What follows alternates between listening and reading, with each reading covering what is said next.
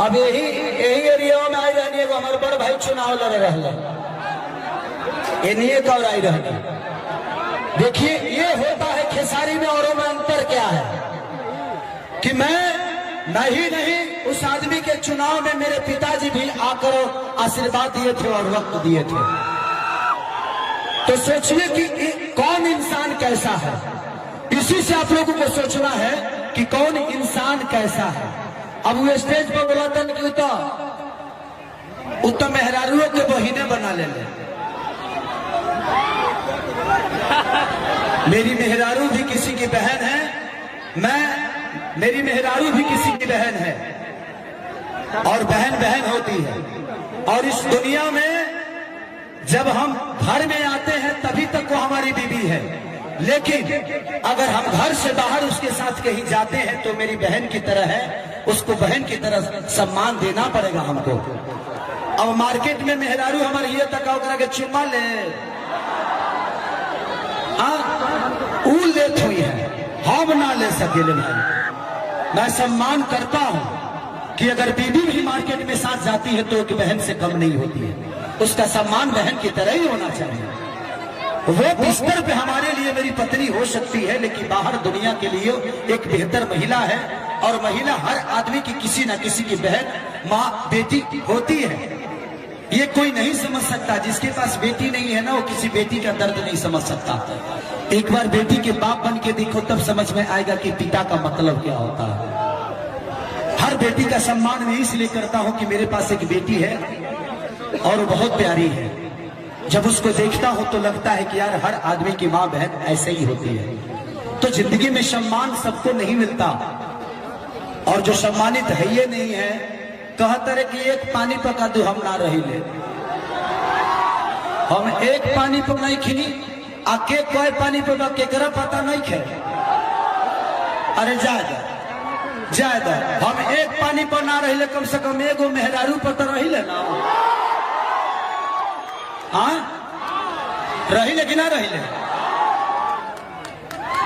तो के कितना पानी में रहेला ना रहेला ये बतावला की जरूरत नहीं खे। सबके पता भाई, पूरा बिहार जानता। और जहां जहां भोजपुरी के बोलल जाला, भोजपुरी समझल जाला, हर जगह ये दुनिया जानता जो के कितना पानी में बा। जिस आदमी के लिए मैं पूरी दुनिया से लड़ गया, जिस आदमी के लिए पूरे दिन खेसारी लाल यादव पागलों की तरह प्रचार किया, वो आदमी मेरे विरोध में मेरे प्रचार में गया छपरा। सोचिए कि कौन इंसान कितना बेहतर है। इसी से समझ में आता है बेहतर गा लेना, बेहतर एक्टिंग कर लेना इंसान का काम नहीं है, बेहतर इंसान बनना भी इंसान का काम है। तो मैं एक बेहतर इंसान हूं और आजीवन प्रयास करूंगा कि बिहार की बेहतर व्यवस्था के लिए जितना लड़ना होगा मैं लड़ूंगा, चाहे उसके लिए मुझे बर्बाद क्यों ना कोई कर दे।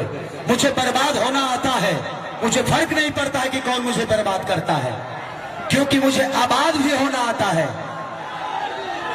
मैं लोगों के घर में नौकर भी रहा हूं, दूध भी बेचा हूं, झाड़ू पोछा किया हूं, लिट्टी चोखा बेचकर प्लेट तक धोया हूं।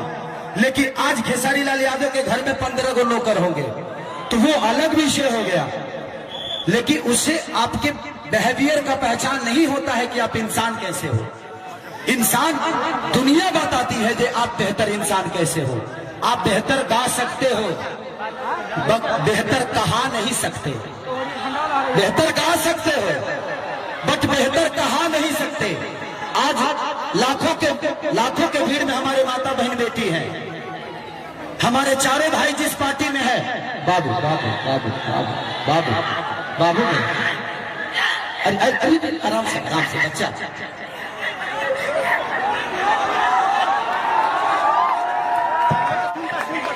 हो गया बेटा, हो गया। हर बाबू आप ऐसे करोगे ना बहुत सारे आ जाएंगे बच्चे। हाँ ठीक है उधर बैठो, तुम उधर बैठो। हाँ तो ये सारा चीज है।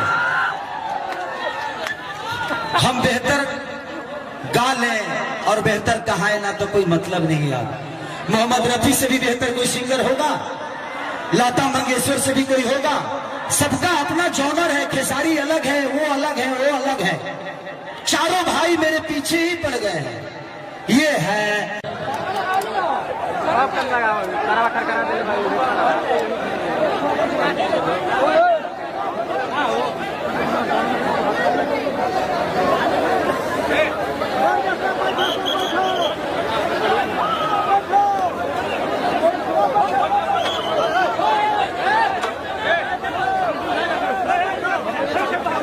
ठीक है